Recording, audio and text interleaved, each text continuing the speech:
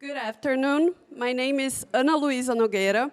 I am an MBA student at Columbia Business School, and I am honored to be part of the Brazil Climate Summit. Our next panel, titled The Role of Active Ownership on Accelerating the Transition to Net Zero, will discuss the need to support and pressure companies to change their way of thinking to reach net zero. According to data from PwC's 25th annual survey of CEOs, Brazilian companies are more concerned with net zero commitments than the global average, but these numbers could be better. What should drive a company? Who is ultimately responsible for pushing for change? Who has the power and who is interested in promoting change effectively? Most importantly, how to do it?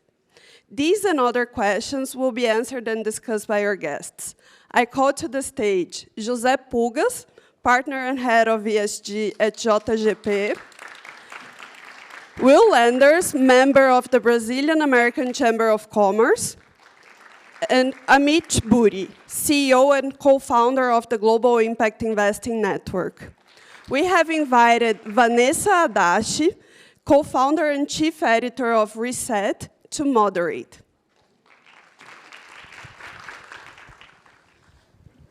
Boa tarde a todos.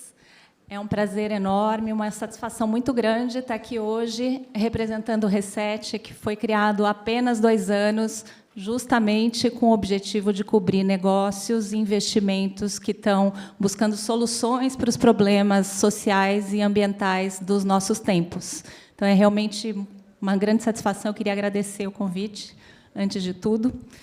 Nesses 2 dias, nós tivemos a chance de falar de temas como as grandes oportunidades para o Brasil, os grandes desafios, mercados de carbono. Hoje tivemos falas super importantes sobre inclusão social, sobre participação das pessoas nessa agenda.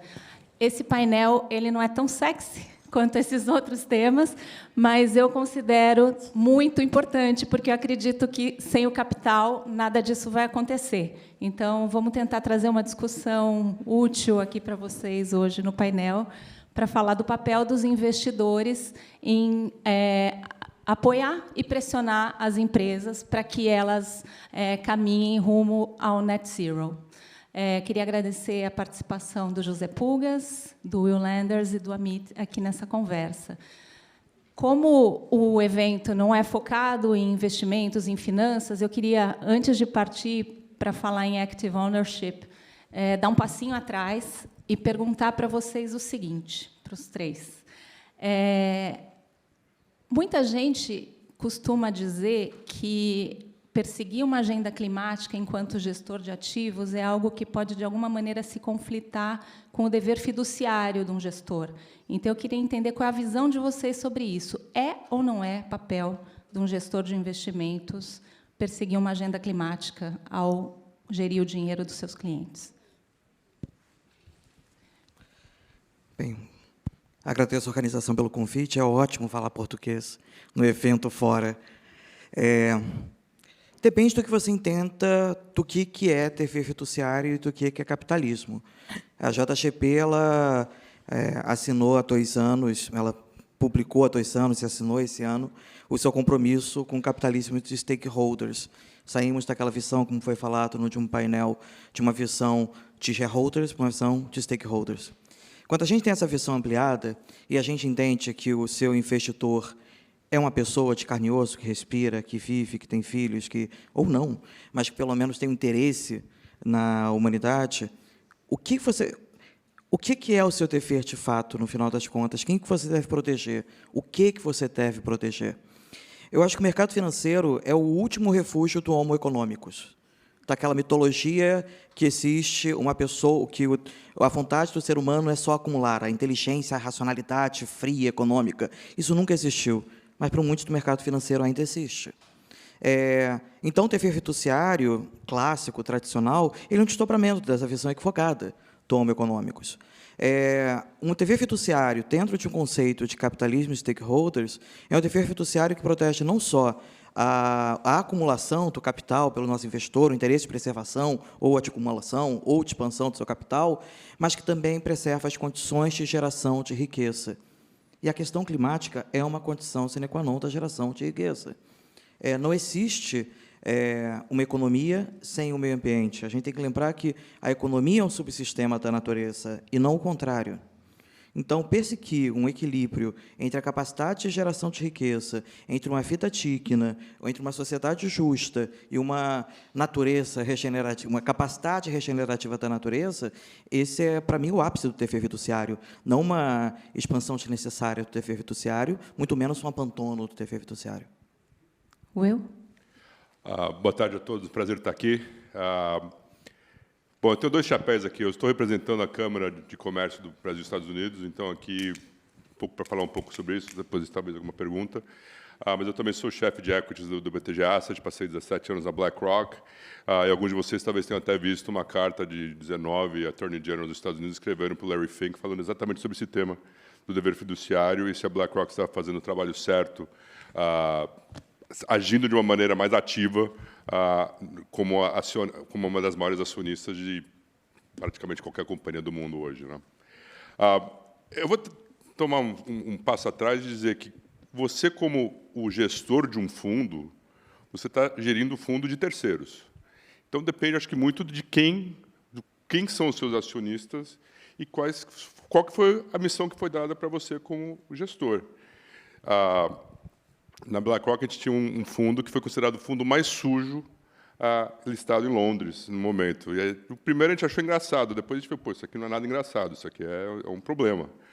Mas o problema é que a maneira como foi medida. Acho que a Hala mencionou aqui que a gente não tem ainda a maneira de medir as coisas de uma maneira que a gente possa fazer toda essa... tomar a decisão correta, comparando uma Ambev com uma Vale, com uma Petrobras, por exemplo. Agora, se a sua gestão é para um fundo de América Latina e o investidor investiu num fundo que quer que você dê o melhor retorno na América Latina e você começa a tomar decisões que não estão dentro dessa missão, eu acho que você está com o cliente errado ou você está no trabalho errado. Então, eu acho que depende um pouco disso.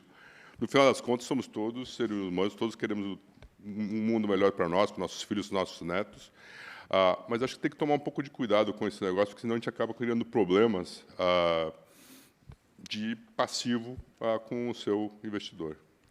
Antes de passar a palavra para a Amit, eu queria só colocar uma questão.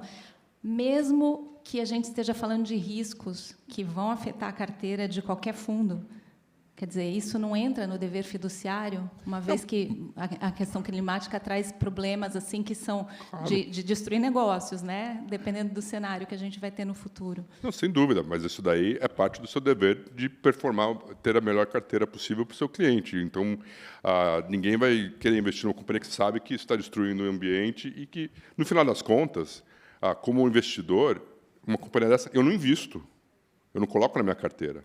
É uma decisão sua ativa. Você não tem que ter nenhuma ação, não tem que ter nenhuma companhia, você não tem nada que você tem que ter na sua carteira que você não toma, a não ser que seja um fundo passivo, tudo aí tem todos esses outros problemas. Mas em fundos ativos, como JGP, como que eu toco, você toma uma decisão, cada dia você olha a carteira, eu quero ter essa carteira hoje ou não. E sempre foi, pelo menos nos meus 30 anos como investidor, foi outra parte do trabalho entender o que a companhia estava fazendo, não só na parte climática, mas na parte social, na parte de governança, que no Brasil sempre foi um tema mais importante, mas que hoje já talvez não seja tanto. Eu acho que ainda é, mas talvez não seja tanto. Mas é o seu dever. E você tem todo o direito de falar, essa companhia, eu não confio no management, não confio no que faz, não gosto do que faz, então vende ação. Mas, de novo, o meu colega, quando eu terminei a história do cara de Londres, o cara tinha investido numa companhia de geração de eletricidade na Sibéria, que era poluidora para caramba. Sem aquela companhia, a Sibéria não teria eletricidade. O fundo dele era para investir na Rússia e aquela era uma das melhores ações naquele ano. Ele fez o trabalho dele ou não para os acionistas dele? Esse que são uns dilemas que não são, na minha cabeça, pelo menos, não são tão triviais assim. Amit, what's your take on it? Well, first, I just want to say thank you so much to the organizers for having me here. It's really wonderful to be part of this conversation.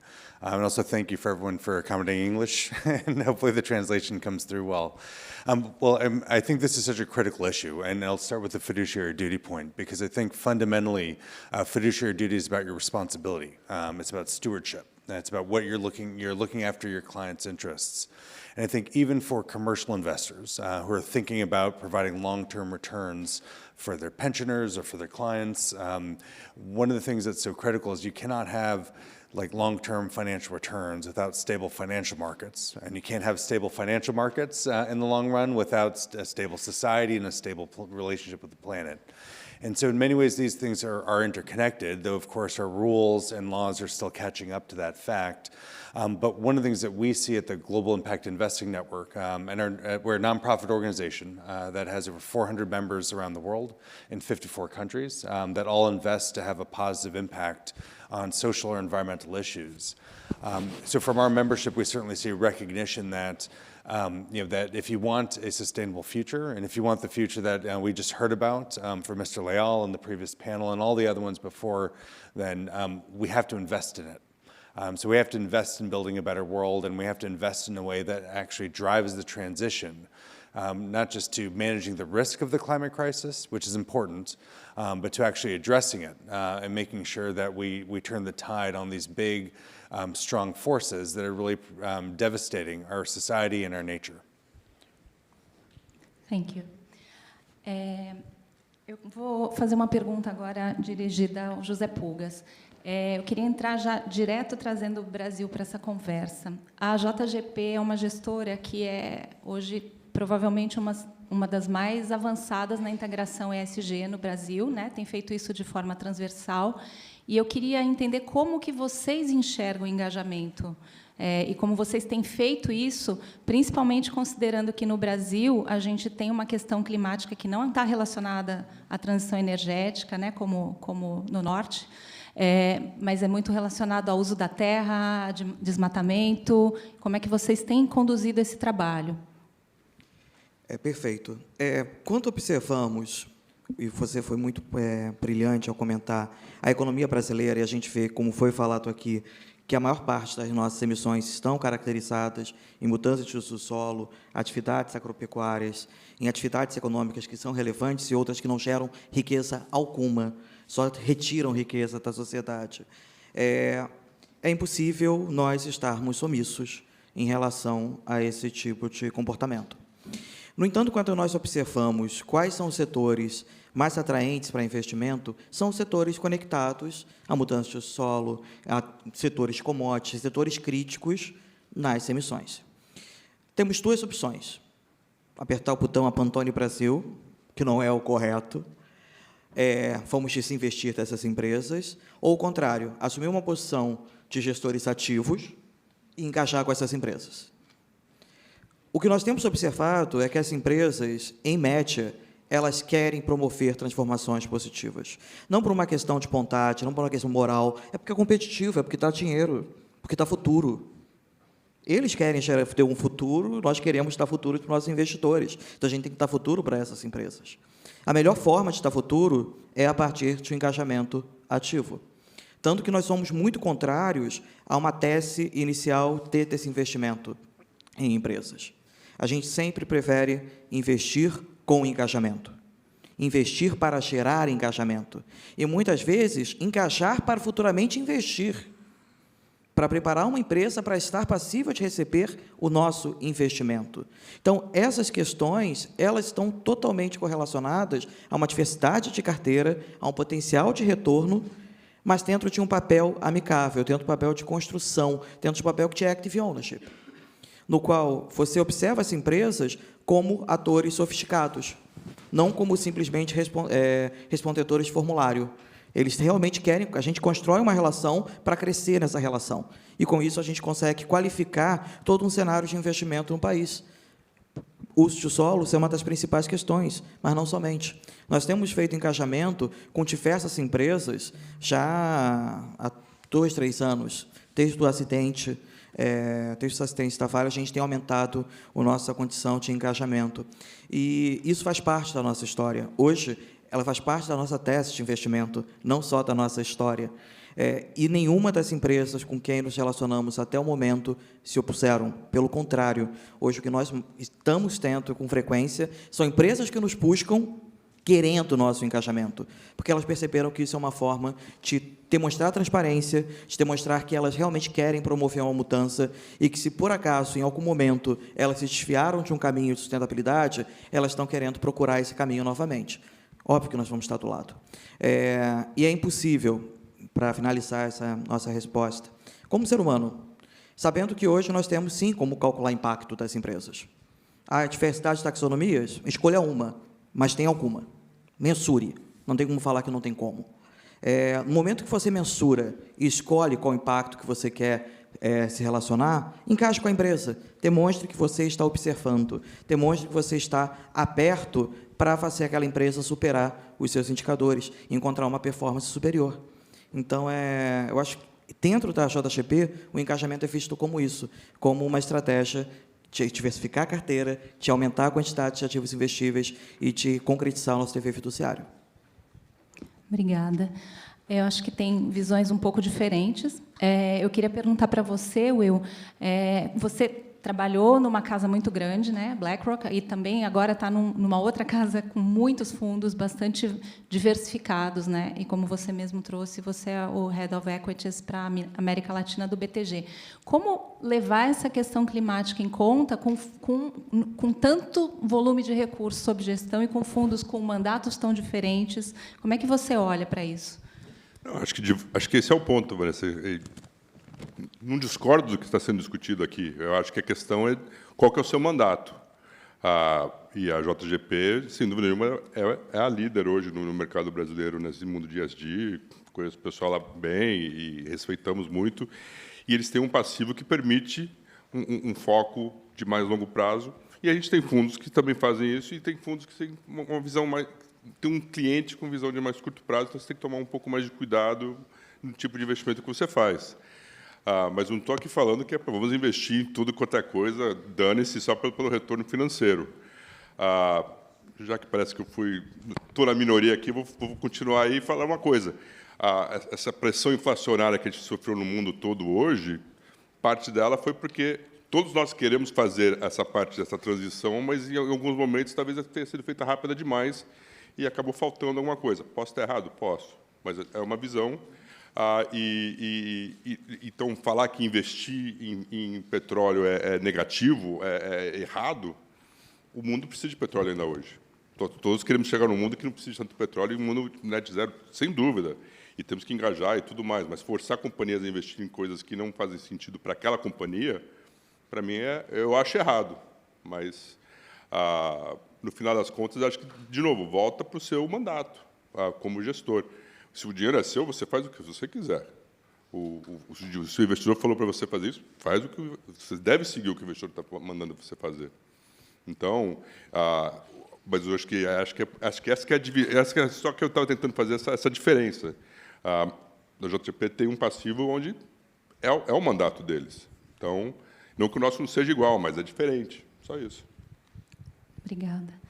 Amit, GIN is a network of global impact investors, and this is something more related to private markets so far, venture capital and private equity and so on.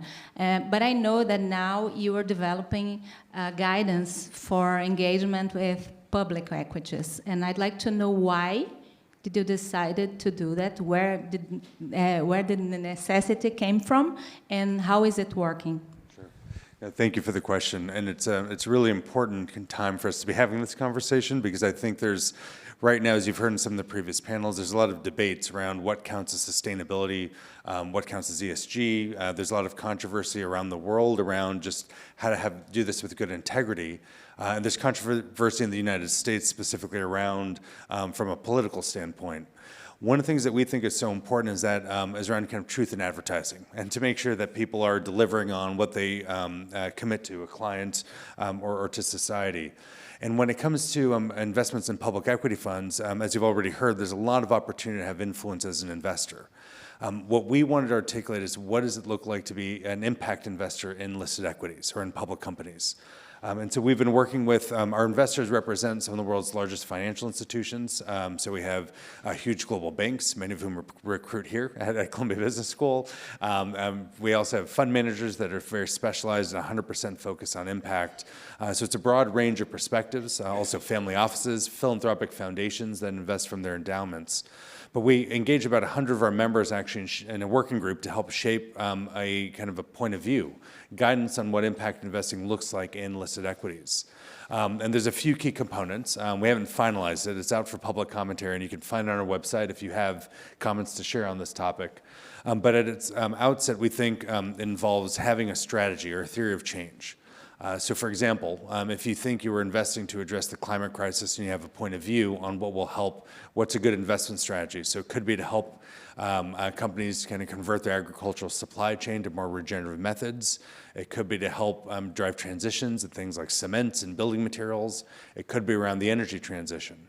And then that should shape your portfolio selection. And then ultimately, it should tie it back to your measurement. So what are the metrics you use to, just like you would say if you're investing in a certain financial strategy, you would track your performance relative to that strategy. Now, when it comes to measurement, it is a critical issue, and we have a broad kind of movement around greater measurement in the mainstream financial markets. At the GIN, we support a system called IRIS Plus, IRIS with the plus sign, that is designed to help investors measure, manage, and optimize their impact. It's free to use. We have over 28,000 users around the world. About, I think, 60% of the world's largest asset managers are using IRIS Plus. But the idea for IRIS Plus is it helps investors understand the specific metrics that you can use if you're to track your performance from an impact perspective if you're investing across a variety of themes. So including things like sustainable forestry, sustainable agriculture, clean energy access, gender equity, racial equity, and beyond. And so we feel that backing up these good intentions around trying to address the climate crisis or trying to address inequality and connecting them to strategy and ultimately your performance measures is part of what we should expect of investors and of companies who are focused on impact. If I could just make a comment on that, I think that's critical for us as investors, but also for the companies. Yes. Because they're lost as well in terms of what are they supposed to be reporting, how are they supposed to be reporting, the timeliness of it. A lot of times when you look at an ESG score from one of the providers, it's looking back 12, 18, 24 months ago, and the company's not getting any credit for all the work that they've been doing already. Because, like you said, the companies want to do the right thing. Nobody wants to do the wrong thing. Nobody wants to invest in the wrong company. I hope so, too. Well, maybe a couple people do, but it's that lack of common knowledge, or common terms and how to rate it. How do you rate my fund versus the other fund? How do I rate this company versus that company? And we need to get to some type of commonality there so that we can all be speaking the same language and say, okay, this is a good guy, this is a bad guy. Yeah. I mean, we're completely aligned on this point. I think one of the things, of course, if you're taking a finance course in this building or across the way, or an accounting course, we have financial standards. There was a time when we didn't. And it's not that long ago, early in the last century, there were different standards that people would use. And you can imagine that we couldn't have the financial markets that operate at scale today if we didn't have common accounting practices and other ways of defining things like profit, depreciation, et cetera, and so on. So IRIS Plus is really designed to have standardized metrics in the system around how we think about impact metrics or impact performance. And so ultimately, we are taking the pain out of figuring out how to define something like a quality job created or a hectare of land sustainably harvested. And instead, we want investors to focus on driving the greatest performance when it comes to impact, not focus on how do we best define it and how do we reconcile my definition with yours or yours. And so we see this as like market infrastructure that'll allow the financial markets to move more capital to high impact projects. And connecting back to the climate crisis, of course, the fundamental kind of focus of this conference, this is, of course, a much broader conversation than just investors. And I think it's so great that this event has had business leaders from media, government, as well as from indigenous communities and beyond. But it is important that if we are going to have this transition of our economy and our society to one that is sustainable, to one that supports a healthy climate, The money will have to come from somewhere, and we can't do that without investors changing the way that they invest in companies and what they expect of companies. And so that's where our work really focuses on how investors can put capital to work to advance a positive impact. Falando sobre o que os investidores esperam dessas empresas quando engajam, né? Eu queria perguntar para vocês o seguinte: uma vez que você engaja com uma empresa para fazer com que ela reduza a sua pegada de carbono, qualquer que seja a atividade, é um resultado desejável que essa empresa venda um ativo poluente para outra pessoa que vai continuar operando isso? Então, assim, quando vocês fazem esse engajamento, quando vocês conversam com as empresas, o que vocês esperam? Bem, independente do case de ontem, falando de forma mais abrangente, o fato de não estar mais sob sua responsabilidade não faz com que aquele impacto não seja sua responsabilidade. Então, se você interrompe o fluxo de impacto negativo daquele ativo que lhe gerou receita, você teve uma postura prudente. Se você transfere sem condições de interrupção, eu não acho a melhor prática, considerando o que hoje se discute, do que se espera de uma empresa, do que é ESG, porque carvão, diferente de petróleo, a gente tem ainda um face down, a gente precisa escolher aonde investir em petróleo, não parar, porque é importante. Eu não vejo sentido nenhum investir em carvão num país como o nosso. Tira o carvão da equação, então, porque realmente é um exemplo muito radical, mas qualquer outro ativo que contribua para as emissões serem maiores, né? E você imagina que, para reduzir essa pegada, a empresa simplesmente venda esse ativo e, muitas vezes, vai para uma companhia de capital fechado. Sim. Você simplesmente tira do radar, mas as emissões continuam, né? O impacto no mundo foi zero. O carbono zero. continua acaba talvez tendo até piore, problema né? E talvez até piore. Você coloca num fundo que vai querer maximizar retorno. Perde Essa engajamento. a pior opção possível. Sim, eu concordo plenamente. E acaba que, nesse tipo de conduta, enquanto o case do carvão foi um case, mas outros aparecem sempre. No momento que você conseguiu gerar receita para a sua empresa com aquele ativo que você conscientemente sabia que ele promovia um dano, e você não reverte aquele dano, interrompe aquele dano, você terceirizou a sua conta. É como ir no restaurante, pedir todo o cardápio, pagar R$20, pedir para o restante do salão se virar para pagar a tua conta. Eu consideraria no mínimo deselegante. Tá certo.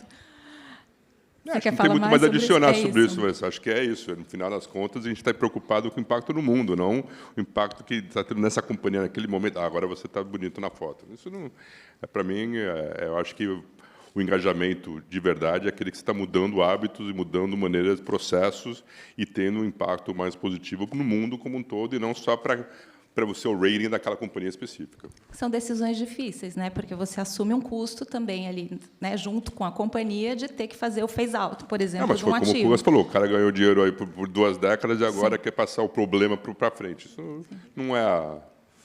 Acho que não é isso que a gente está discutindo aqui, né? What about you, Amit? What do you think? Yeah, well, I think it raises an important point about, there's all these, incredible commitments, that are happening at the firm level around net zero, whether it's for companies or for investors. And I think it's very powerful, and that it is driving a transition in the way people think and think about it holistically. But it does run this risk if we're just moving pieces around the economy, from one portfolio to another and not dealing with the underlying issue. And I think it underscores one of the points that's so important about this conversation about how we address the climate crisis in 2 ways. One is that it is going to be more than just specific transactions, specific portfolios, specific firms, but it is systemic. So if we aren't changing the way that people consume, what types of energy they want, at the customer level and the investor level, we run the risk of just different people owning, the people who care, not owning the bad stuff, and the people who don't, will own whatever will make them some money. And that's, of course, not going to work if we're actually trying to move the needle on the crisis. And so I think this issue of dealing with things systemically is absolutely critical. For systemic crisis, we need a systemic response. The other thing that I didn't speak on earlier that Vanessa, you'd asked about is around the role of active ownership, because I think this is part of why active ownership is so critical. Is that if we are going to address the climate crisis, we cannot do so passively. Some investors are not set up to be active owners. It's not their mandate, it's not their design, and I think that's fine. But for those who have the option, one of the things that it was going to be really critical is not just driving investments in really green companies, which is important. We have to finance the solutions, and that's where impact investors tend to be very active. But we also need to help other companies that are part of our economy, that sell things that we all use and we all use to get by, to drive a transition to a more sustainable model. And that's where investors have an important role. Investors can be at odds with this approach. So you see enlightened companies oftentimes wrestling with their investors because the investors don't focus on sustainability, just stick to your bread and butter. And we need investors who are actively supporting that and helping the companies succeed in that mission. Thank you.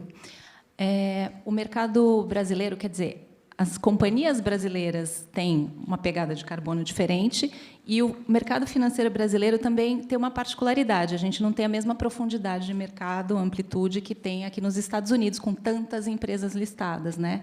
Então, quando você fala de engajamento no Brasil, necessariamente tem que falar de engajamento com companhias de capital fechado também, se você realmente quer trazer muita gente para essa conversa. Como que vocês têm feito isso na JGP? Na JGP, a gente tem diversas estratégias. Temos equity e temos crédito. O principal engajamento com empresas de capital fechado é pelo nosso braço de crédito. É incrível o poder que se pode ter quando você qualifica um mecanismo de crédito para uma emissora. Nós temos, graças a Deus, e pelo esforço de uma equipe excepcional, que está lá há muito mais tempo do que eu, conquistado uma marca relevante para a ESG. E muitas empresas nos procuram para sermos investidores âncoras, para participarmos da emissão, porque eles veem um peso reputacional, inclusive fazendo emissões mais caras. A gente fala de premium, a gente está vendo o contrário em vários aspectos. Mas o que mais importa nesse momento é a capacidade de, aproveitando aquela oportunidade, transformar aquela empresa. Permitir que ela tenha uma visão de adequação a desmatamento zero, carbono neutro, nature positive, que elas tenham dentro de uma proporção áurea. Então, o encaixamento com empresas fechadas, nós fazemos de duas formas, quase sempre. Ora, porque não temos o braço private equity, também poderíamos fazer dessa forma. A EP faz isso brilhantemente, diga-se de passagem. Poderíamos ir ou pelo caminho do crédito, e aí nós ajudamos na modelagem, ajudamos no financiamento, no investimento dessa operação, principalmente estruturando blended finance, que é o que a gente tem que explorar mais no Brasil, e a gente explora muito mal, ou a partir de provocações para a cadeia produtiva. A parte procurement é essencial para a transformação de uma economia. Então, quando você pode encaixar com uma empresa de capital aberto, pedindo para ela reformular a sua cadeia de suprimentos, e aí você vai vetar uma série de empresas de capital fechado. Então, você conseguir assumir essas posições, porque o mercado financeiro tem uma posição gigantesca de privilégio, por isso que nós não podemos nos omitir. A gente cresceu muito rápido, em muito pouco tempo, e hoje nós estamos em cada momento da vida de cada indivíduo. Então, se nós temos uma capacidade de, com pequenos atos, transformar uma fita coletiva, não podemos nos omitir desse papel. Então, na questão do crédito, entra muito nesse aspecto. Todas as empresas precisarão acessar crédito, seja no mundo bancário, seja no mercado de capitais. Nós estamos do lado de quem investe. Vamos nos omitir? Ao ver uma possibilidade de gerar mais impacto, vamos deixar de gerar mais impacto? A gente liquidou uma operação anteontem, então já saiu do período de silêncio, a gente pode falar, que é uma operação... a empresa sofre com a gente por conta disso. Que é uma operação fabulosa de financiamento de uma agrofloresta, de um conjunto, de uma cadeia de agroflorestas, de uma empresa fechada, numa região da Mata dos Cocais, que é a maior floresta oleaginosa brasileira, transição Cerrado, Amazônia. Operação de um pouquinho mais que 30 milhões de reais, que seria uma operação pequena, bem pequena para o nosso tamanho. No entanto, o impacto dela era tão gigantesco que valeu meses em cima, provocando essa mudança, sugerindo alterações, viabilizando tanto visibilidade, porque a gente sabia que, naquele momento, era comprovar que um tema que é tão importante como agroflorestas é bancável. É interessante para uma empresa do porte da JGP. E não é por reputação, é porque a gente vê a viabilidade financeira. Modéstia à parte, está pagando muito bem. Eu ia Mas- perguntar isso, é tanto trabalho, está dando retorno? Olha, a gente está dando mega retorno, não posso reclamar, a gente não vai nada sem ter o retorno esperado pelo nosso investidor. A gente não acredita que impacto é detrimental de retorno, pelo contrário, impacto é o que sustenta um retorno a longo prazo para todos, não só para o nosso investidor de agora, mas para todos os nossos investidores de agora e de amanhã. Mas quando a gente observa, nesse caso específico, é uma empresa que vai se apresentar ao mercado de capitais de outra forma. O mercado financeiro vai ver que aquele modelo é replicável, vai começar a replicar aquele modelo e aí vai expandir. Vai ser natural essa expansão. Por vezes, a gente tem que ser o primeiro a lançar, mas o primeiro que lança, a gente faz isso acontecer. O mercado financeiro é conhecido por ser workaholic. Nós somos workaholics. Que tal a gente ficar 80% workaholic e 20% impactholic? Aproveitar esse tempo que a gente gasta com coisas totalmente necessárias, várias vezes, para pensar nesse mistério maravilhoso de como aumentar o retorno financeiro pelo aumento do impacto gerado por um ativo. É possível, basta gastar 5 minutos a mais, basta chamar pessoas que estão fora do mercado financeiro para conversar. Isso é importantíssimo, até para finalizar essa questão. Quando eu lido com impacto, quem está na formação de mercado financeiro não necessariamente entende de impacto. E não deveria também, não está na sua formação. Mas no momento que você chama pessoas de outras formações para estar no seu grupo, isso é diversidade também. E com isso você consegue ter uma visão muito mais rica. Então, o mercado financeiro brasileiro, assim como o global, tem que aprender a trabalhar com outras competências para conseguir, como cientistas políticos, eu sou cientista político, estou puxando para minha praça, eu sei disso, mas tem agrônomos, tem engenheiros florestais, tem pessoas brilhantes que podem nos ajudar a tomar as melhores decisões. É só deixar de repetir o que sempre foi feito e pensar como é que eu posso fazer melhor.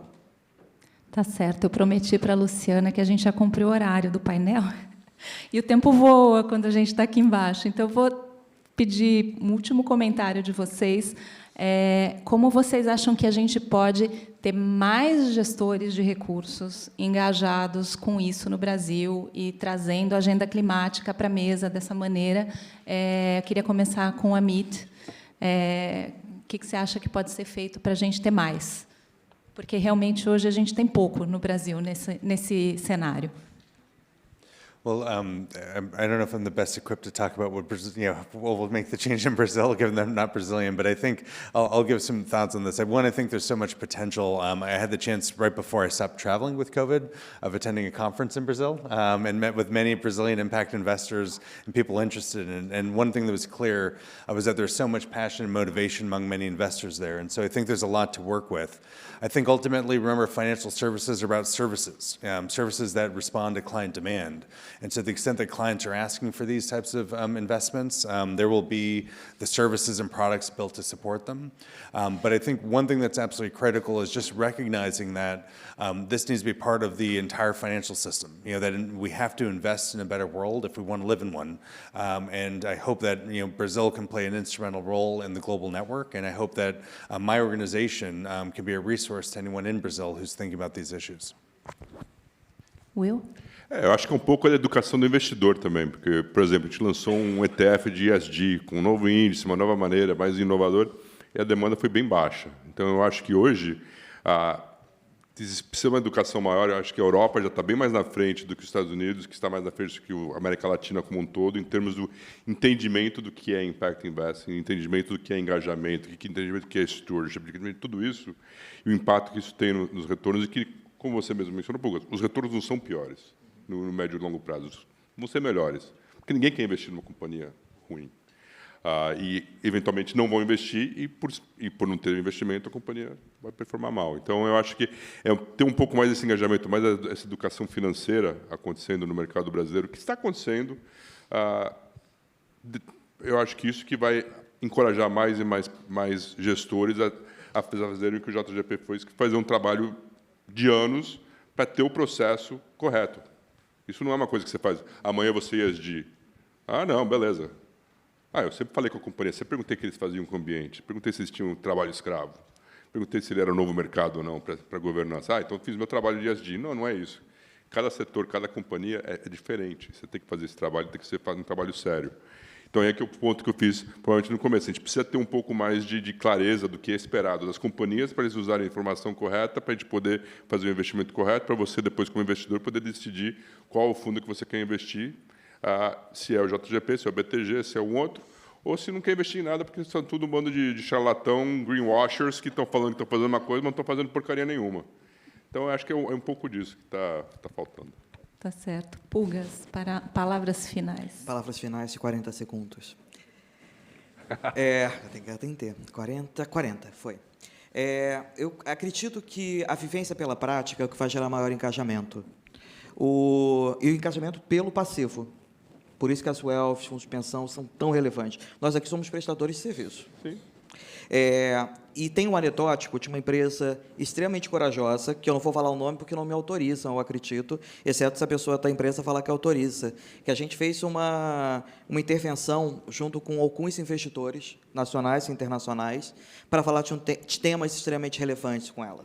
A gente fez um engajamento com ela, foram quase 3 horas de engajamento com o C-Level, com o conselho, o nível de exposição que a empresa foi fenomenal. Os investidores que foram, hoje, todo dia, é um WhatsApp de alguns investidores querendo aumentar o engajamento, parabenizar ou ir para outro engajamento com outra empresa. Criou-se. Eles viram que funciona. Mandar formulário, receber resposta e distribuir tapinha na mão, não encaixa o passivo. Mas no momento que você leva o passivo para ver a transformação, ver cases brilhantes como o Sigma, que é fora do sério, ver fundos brilhantes como trazidos pela EP, ver iniciativas brilhantes como a Marina Cansado tem trazido, isso motiva qualquer pessoa. Não existe homo econômicos. Esqueçam essa figura. Estou até começando a achar que o painel era tão sexy, né? Eu achava que não era, mas olha, você falando... Você chamou um cara de cravado borboleta para cá, não faz ser sexy.